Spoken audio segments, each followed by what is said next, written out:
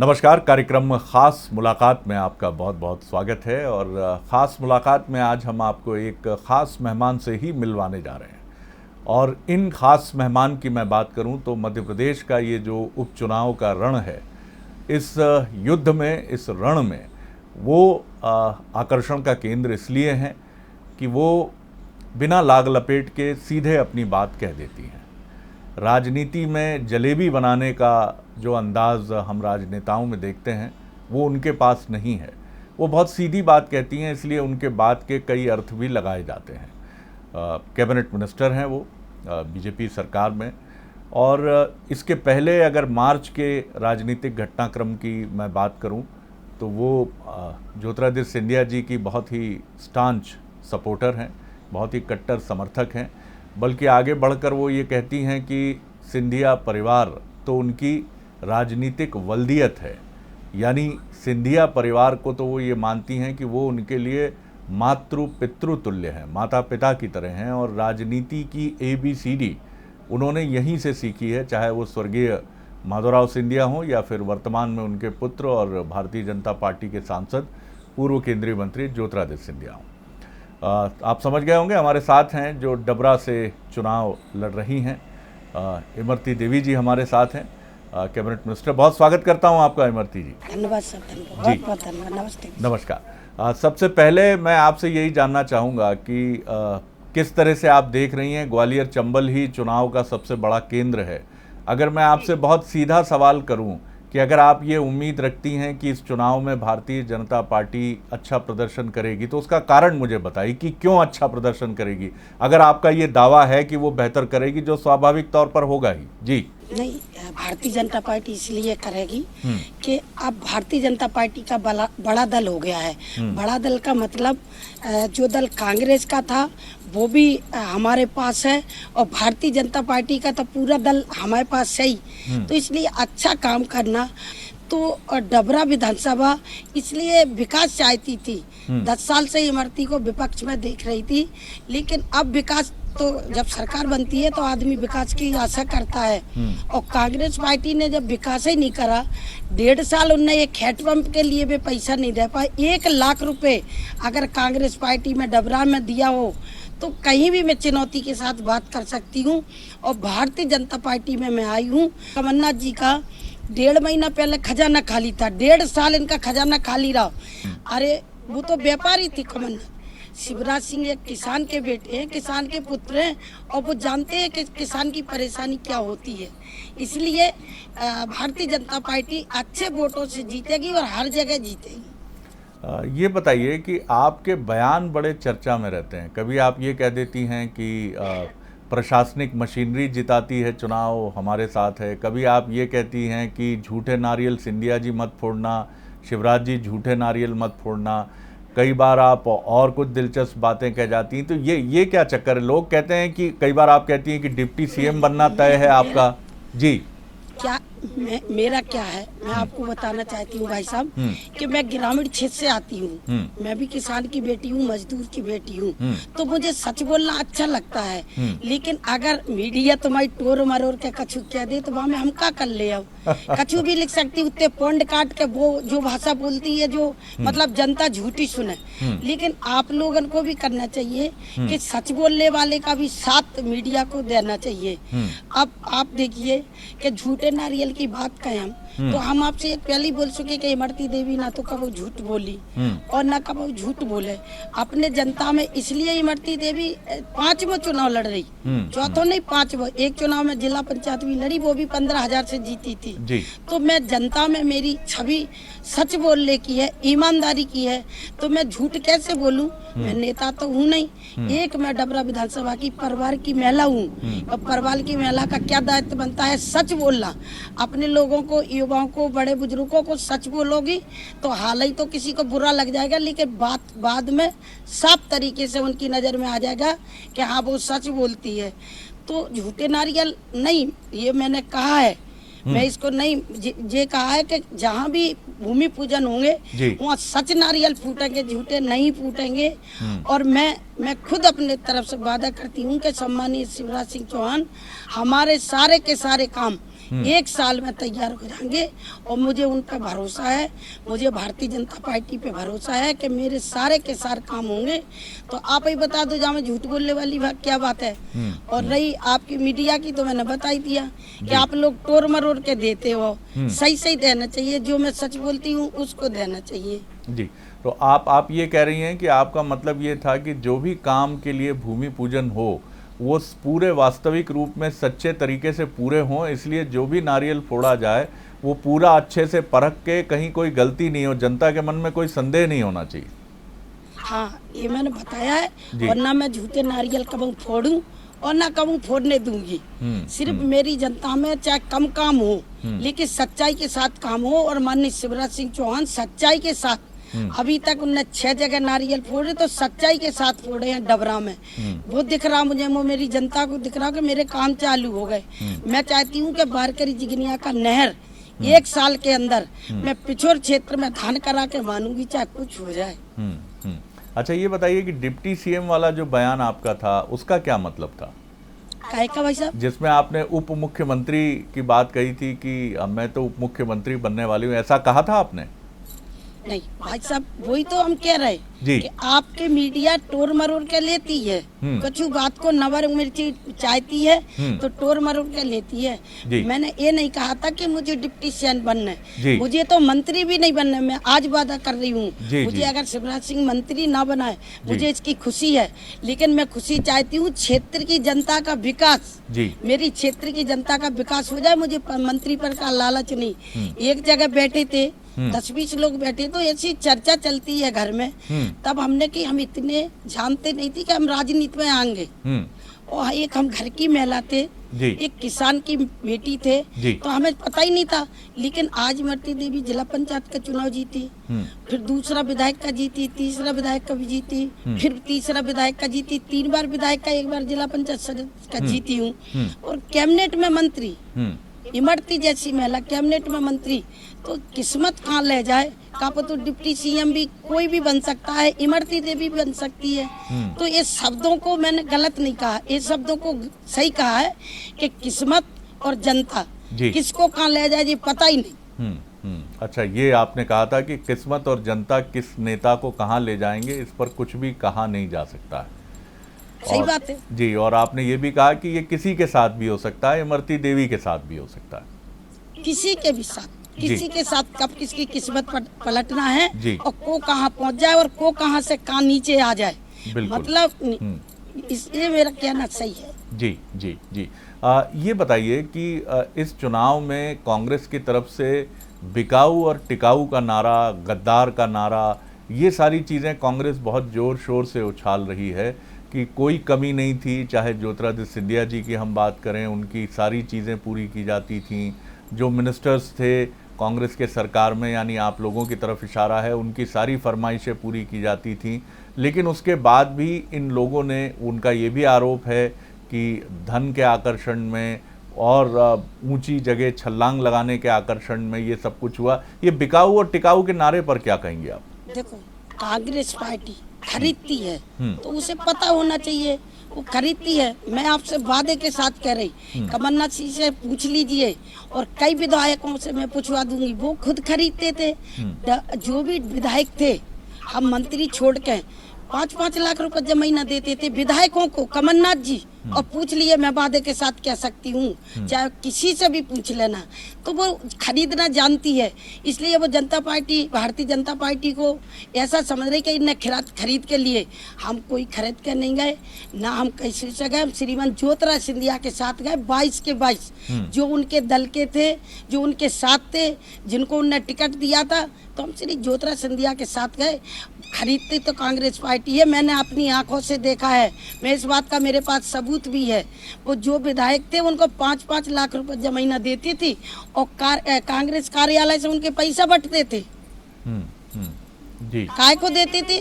जब तुम्हें भरोसा था पूरे विधायकों पे, तो चाहे भारतीय जनता पार्टी के विधायकों, कांग्रेस के विधायकन को, भारतीय जनता पार्टी के विधायक कांग्रेस के विधायकन को देते थे। तुम्हें भरोसा नहीं था, इसलिए तुम खरीदते थे। और हम हमारी कह दे, वो हम 6-7 मंत्री थे, 6 मंत्री महाराज गुट के, किसी को 1 पैसा दिया हो तो कह दे। हम बिकते नहीं, और ना हम खरीदने वाला कोई पैदा हुआ है इस हिंदुस्तान में।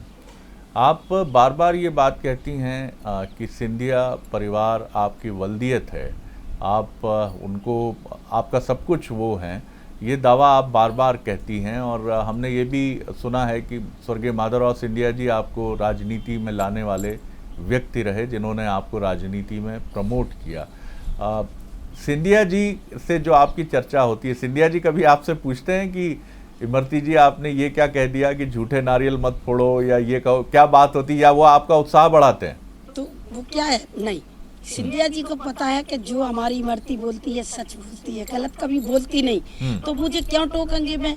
और मैं जो कहती हूँ कि मेरी बल्दियत है, ये बात सही है। किसी के पिता से, किसी के बच्चे का, बेटी का नाम चलता है, ऐसा ही उस खानदान से, महल की देरी से मैंने राजनीति शुरू करी है बड़े महाराज के साथ। मैं ऐसे ही महिलाओं के साथ, जैसे कोई नेता महिला होते हैं उनके साथ मैं गई, बड़े महाराज खड़े थे, उनने, किसी ने कहा ये इमरती देवी है और एससी की समाज से हैं, तो बड़े महाराज ने मेरा हाथ पकड़ा, छोटी विश्रांति में हाथ पकड़ के कहा कि इसको आगे बढ़ाओ, ये महिला बहुत आगे जा सकती है। तो ऐसे माधवराव सिंधिया थे कि जिनके हाथ पकड़ने से आज इमरती देवी सिंहासन पे बैठी है। तो और श्रीमंत ज्योतिराज सिंधिया का भी मेरे साथ पूरा का पूरा आशीर्वाद है, तो उनको मैं कैसे भूल सकती हूँ, कैसे छोड़ सकती हूँ, आप ही बता दीजिए। और मेरे बल्दियत है, राजनीति की बल्दियत ज्योतिराज सिंधिया है और रहेंगे। ये बताइए कि हमने कुछ समय पहले जब हमारी ज्योतिरादित्य सिंधिया जी से बातचीत हुई थी, तो ये सवाल हमने उनसे भी पूछा था, वही सवाल मैं आपसे पूछ रहा हूँ। कांग्रेस में सिंधिया जी का कद, उनका बढ़ता हुआ कद, उनकी लोकप्रियता, ऐसा माना जाता है कि वो उसकी वजह से वो मुश्किल में आए। और 2018 के चुनाव में वो मध्य प्रदेश में कांग्रेस का चेहरा थे, लेकिन इसके बाद भी वो मुख्यमंत्री नहीं बन पाए। क्या यही समस्या बीजेपी में उनके साथ नहीं हो सकती है? हमने सिंधिया जी से पूछा कि कद, जी कांग्रेस ने उनके साथ धोखेबाजी की, ना उन्हें उनके नाम पर सरकार बनाई। श्रीमंत सिंधिया जी ने घर घर जाकर प्रचार किए, कितनी सभाएं ली, उनके नाम पे सरकार आई, उन्हें मुख्यमंत्री नहीं बनाया, फिर प्रदेश अध्यक्ष भी नहीं बनाया। और राज्यसभा की बात आई तो दिग्विजय सिंह आगे खड़े हो गए। अरे उन्हें क्या मध्य प्रदेश से भगाना चाहते थे? इतने विकास के मसीहा श्रीमंत सिंधिया जी, और उन्हें भगाना चाहते थे क्यों? अपने उनका लालच आ गया। तो अगर सिंधिया जी मध्य प्रदेश में आगे बढ़ के आ जाएंगे तो हमारे मौनी मोहन का खेल खत्म हो जाएगा, इसलिए वो महाराज को भगाना चाहते थे। लेकिन महाराज अच्छे काम वाले हैं तो वो भारतीय जनता पार्टी में चले गए, इसकी क्या बुराई है? हम तो चाहते हैं क्षेत्र का विकास हो, जहाँ विकास हो रहा वहाँ रहना भी चाहिए। तो आज भारतीय जनता पार्टी मध्य प्रदेश के विकास कर रही है, चाहे केंद्र की सरकार हो, चाहे राज्य की सरकार हो। तो मैं चाहती हूँ कि मैं भी विकास चाहती हूँ, सिंधिया जी भी विकास चाहते हैं। तो मैं आपसे यही कहना चाहती हूँ कि हमारा विकास, हमारे जनता का विकास, हमारी सारी काम जब भारतीय जनता पार्टी में हो रहा, मैं बहुत खुश हूँ। और सम्मानीय शिवराज सिंह जी चौहान इतने मन से इतने अच्छे बोलते थे। जो कमलनाथ जी ने कभी मुझे एससी की समझ लो चाहे महिला समझ लो, कभी मुझे कुर्सी नहीं दी उनने बैठने के लिए, छोड़ कैबिनेट की बैठक के, कभी भी मान सम्मान से नहीं बिठा रहा। और माननीय हम जब मुख्यमंत्री जी शिवराज सिंह चौहान जी के यहाँ गए तो उनने भी बिठा रहा, कभी नहीं कही कि मुझे जल्दी है आप जल्दी निकल जाओ, जाओ जाओ, कभी बिल्कुल इतने अच्छी तरीके से बैठाते हैं। जब जाते हैं, मैं एक बार उनके घर भी गई तो सम्मानीय साधना भाभी ने जो प्यार मुझे दिया है, तो मैंने सोच लिया कि पार्टी तो ऐसी अच्छी होती है, जब सम्मान मिलना चाहिए वो पार्टी अच्छी है। तो भारतीय जनता पार्टी में मुझे बहुत सम्मान मिल रहा। श्रीमंत सिंधिया जी ने तो सम्मान मुझे दिया ही है, सिंधिया जी ने तो सब कुछ दिया है। लेकिन आज मैं भारतीय जनता पार्टी में गई तो माननीय मुख्यमंत्री जी, आपने देखा होगा, वो भी खुद कहते हैं कि जमीन से उतर के काम इमरती देवी करती है। मुझे ये तो आज पता लगा, और ऐसे ही सबको काम करना चाहिए। लेकिन तारीफ तो कमलनाथ जी भी करते थे आपकी, और आप जब महिला बाल विकास मंत्री उस दौर में भी थी, तब आप पुरस्कार भी लेकर आई थी। जी जी, गलत बात है। कभी सम्मान मुझे कमलनाथ ने तो किया ही नहीं। मैंने कहा है कि नहीं, एससी और महिला के नाते उनने मुझे कभी कुर्सी पे भी नहीं बिठा रहा। कैबिनेट की मीटिंग में हक था मेरा बैठने को तो बैठती थी, कभी उनके बंगला पे उनने कुर्सी पे बिठा रहा, वो खड़े होके बात करते थे और कहते जाओ जाओ, 24 घंटा है, 25 थोड़ी है तो तुमसे बात करते रहेंगे। कभी भी कभी सम्मान नहीं किया। अगर सम्मान करते तो मैं काय को वहाँ से आती, महाराज काय को वहाँ से आते। महाराज का भी सम्मान नहीं किया, तब तो हम लोगों को पार्टी चेंज करना पड़ी। जी जी। इमरती जी, बड़ी इस समय मांगे भी हैं उन कर्मचारियों की जो नियमित नहीं हैं सरकार में। संविदा कर्मचारी हैं, अलग अलग वर्ग से आते हैं, अतिथि शिक्षक हैं। हमने हमेशा देखा कि ग्वालियर चंबल की हर सभा में अतिथि शिक्षकों का एक वर्ग खड़ा होकर सिंधिया जी से भी पूछता है, आपसे भी पूछता है कि हमें कब नियमित किया जाएगा और लॉकडाउन पीरियड का जो हमारा वेतन है वो भी हमको कब दिया जाएगा। ये सारे मसले हैं जो आगे जाकर जिनका जवाब जो भी सरकार मध्य प्रदेश में एक स्थिरता के साथ आएगी या जिसका भी दावा मजबूती से प्रमाणित होगा, उस सरकार को ये जवाब तो देना होगा। नहीं ऐसा जी, मैं आपसे कहती हूँ और सच कहती हूँ कि आप ही बता दो, मास्टर लोग हैं कितना उन्हें पैसा मिलता है, घर है उनके बच्चों की भी फीस भरना, घर भी चलाना है, घर के खर्चा भी बहुत सारे हैं। तो हम भी शिवराज सिंह भाई साहब से कहना चाहते हैं कि जिन लोगों को अगर लगे आपको कि इनके नहीं सही काम होना चाहिए तो हम भी मांग करेंगे। वो तो मांग कर रहे हैं, लेकिन इमरती देवी भी उनके साथ मांग करेगी और भाई साहब से कहेंगे तो वो इतने अच्छे आदमी हैं कि शायद वो कर देंगे। लेकिन आप ही बता दो, किसान के 2 लाख कर्ज की वचन पत्र में कहा था का कमलनाथ ने पटाया है, तो आज कमलनाथ उन लोगों को पुटिया लेंगे।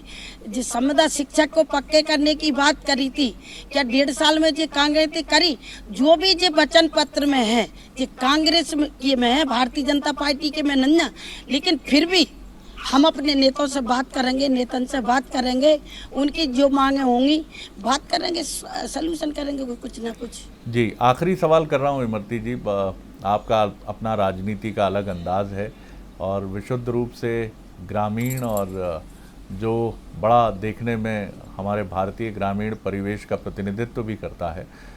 बीच में आपका एक बयान बड़ा चर्चा में रहा था कोरोना को लेकर। कोरोना से हम सबको सावधान भी रहना है, आपको भी बहुत सावधान रहना है, आपके साथ जो कार्यकर्ता जुटे हैं उनको भी, चाहे वो बीजेपी के हों, कांग्रेस के हों, तमाम बीजेपी और कांग्रेस के नेताओं को भी सावधान रखना है। लेकिन बीच में तो आपने अपने बयान से कोरोना को ही चुनौती दे डाली थी कि मैं ग्रामीण परिवेश से आती हूँ, कोरोना फोरोना मेरा कुछ नहीं कर सकता। नहीं, उस दिन मेरे प्रदेश अध्यक्ष आ रहे थे जी और नरेश सिंह भाई साहब आ रहे थे जी। तो मुझे मीटिंग में जल्दी जाना था, तो मैं जो समीक्षा मीटिंग सांसद जी की चल रही थी उसमें से उठ के चली आई कि हमारी मीटिंग है वो भी डबरा विधानसभा की थी। तो जल्दी जल्दी आपके पत्रकार पीछे ही आ गए हमें कि जी काय भग गई, कछु न कछु कंगी, हमें कुछ कहो। लेकिन उस दिन मुझे बहुत जल्दी जाना था, मैं नहीं बोल पा रही, मेरा गला खराब है। जी जी जी। तो हल ही हल कर दिया, चला दिया कि करो ना भाई साहब। इमरती देवी जो कहती है सच कहती है जी। आज तक इतनी भीड़ में जा रहा है, सब में जा रहे हैं। ये ना किसान लोग हैं, हमने किसानी करी है बचपन से, मट्टी में हम पैदा हुए हैं, घरों में जब मट्टी लगी रहती उनकी दीवारन से खकोर के खाते थे छोटे छोटे बच्चे। आज भी जो बच्चे स्थिति है गांव में जाके देखो तो कोरोना के कीटाणु क्या करेंगे। ये हमने सही कही थी, कौन सी गलत कही थी, सही चुनौती दी थी कि कभी भी कोरोना नहीं हो सकता। हम लोगों ने गोबर मट्टी में पैदा हुए हैं तो हमारे कीटाणु इतने मजबूत हैं कि कोरोना के आ ही नहीं सकते, बगल में आएंगे तो मर जाएंगे। और मैं तो इतने दिन से घूम रही हूँ, हर जनता में जा रही, हर लोगों से मिल रही। मैं कहती हूँ जो मेहनत करते हैं उनको कभी कोई बीमारी हो ही नहीं सकती। और जो ग्रामीण के लोग आज चले जाओ ग्रामीण में, पूरे के पूरे ग्रामीण में चले जाओ, कहीं किसी से आपको लगा कि फलाने गांव से 4 आ रहा है, फलाने गांव से 4 आ रहा है, 2 आ रहा है, कभी ग्रामीण क्षेत्र में कोई ऐसी बीमारी नहीं है कि जो हमारे लोगों को पकड़ ले। तो आप मानती हैं कि कोरोना आपका कुछ नहीं कर सकता, लेकिन फिर भी हम विनम्रता पूर्वक आपसे ये आग्रह करेंगे कि अपना ध्यान रखिए और तमाम आपके कार्यकर्ता जो हैं और क्षेत्र की जनता जो है वो सब कोरोना से एकमात्र सावधानी है मास्क, तो मास्क आप ज़रूर लगाएं और मास्क लगाकर हाथ धुलना और जो स्वच्छता के तमाम पैमाने हैं उनका आप पालन करें। मैं बहुत धन्यवाद करता हूं इमरती जी इस बातचीत के ये लिए। तो भाई साहब ये तो सभी जानते हैं जी, कि अपनी जी, सुरक्षा अपने हाथ में होती है। बिल्कुल ठीक। तो मैं मास्क भी लगाती हूँ और मैं धरता कम से 10 बार सैनिटाइजर से हाथ भी करती हूँ वाह। कि चलो हमें ना होगा, लेकिन हमसे हमारी जनता में ना पहुँच पाए। जी, इसलिए जी। मुझे डर लगता है, इसीलिए मैं मीडिया वालों से कही थी कि मेरा चुनाव को टाइम चल रहा और तुम झूठी मेरे से कह रहे कि कोरोना है।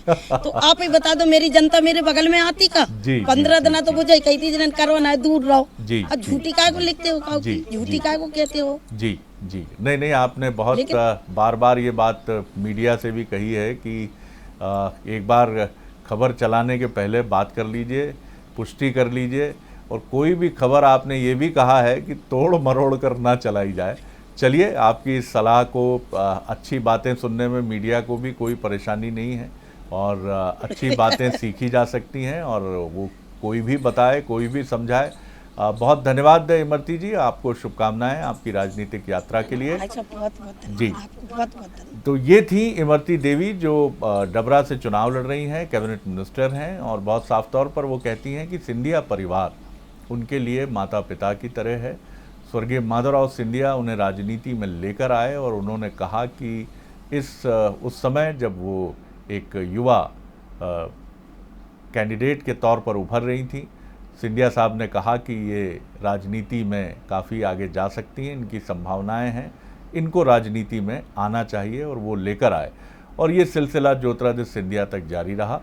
वो बहुत प्रेम से मीडिया को भी सलाह देती हैं कि चाहे उनका झूठे नारियल फोड़ने का बयान हो तो उसके मर्म को, उसके अर्थ को समझे मीडिया, और ऐसी कोई बात ना कहे जो बात उन्होंने कही ही नहीं है। इमरती देवी जी कहती हैं कि उनका आशय ये है, मैं ग्रामीण परिवेश से आती हूँ तो मुझे लाग लपेट और लच्छेदार भाषा नहीं आती है, तो मैं साफ तौर पर जो बातें कह जाती हूँ, मीडिया कई बार उसके दूसरे अर्थ लगा लेता है, जिससे परेशानी होती है।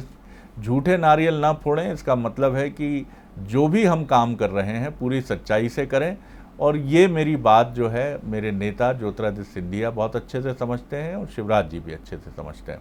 उनका दावा है कि उनके क्षेत्र में जो विकास के कार्यों की योजना लेकर वो आगे बढ़ रही हैं, वो लोगों को ज़रूर रास आएगी, वो ये दावा करती हैं। और उनका ये भी कहना है, वो आरोप लगाती हैं कि खरीद फरोख्त का कोई मामला नहीं है, बल्कि उनका आरोप कांग्रेस की तरफ जाता है कि ये प्रवृत्ति तो कांग्रेस की तरफ थी और ये प्रवृत्ति बीजेपी में नहीं है।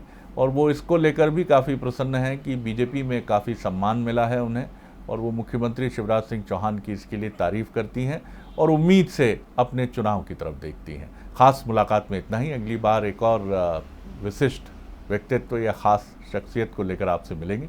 इजाज़त दीजिए, नमस्कार।